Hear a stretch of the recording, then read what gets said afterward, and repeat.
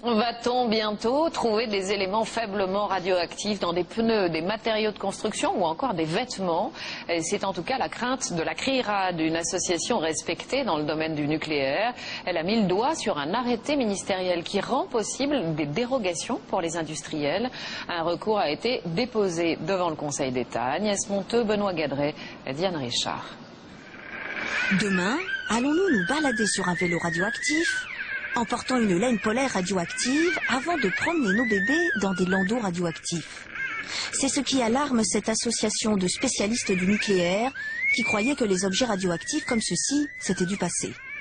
Tous ces objets du quotidien, détecteurs de fumée, réveils, manchons de camping-gaz, carreaux de cuisine ont été fabriqués avec des substances radioactives comme le montrent les mesures que l'on a faites. Des vieux objets interdits de fabrication mais qui circulent toujours. Aujourd'hui, seuls quelques-uns sont en vente, surtout sur Internet, comme ces petits porte-clés ou des objets phosphorescents fabriqués à l'étranger.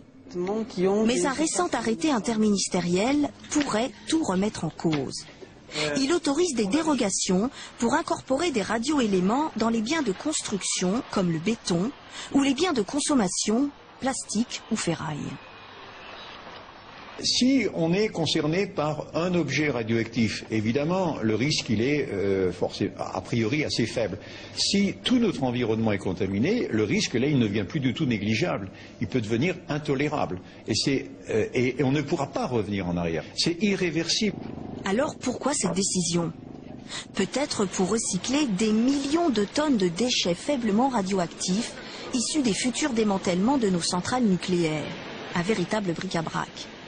Ou pour améliorer la fabrication, la qualité de certains matériaux comme le ciment. Le gendarme du nucléaire, l'ASN, était contre cet arrêté. Le gouvernement ne l'a pas écouté.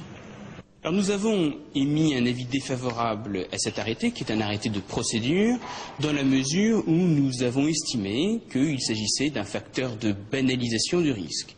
Seuls les bijoux, les aliments, les cosmétiques et les jouets sont interdits de dérogation. Pas de quoi rassurer complètement. Un recours devant le Conseil d'État a été déposé.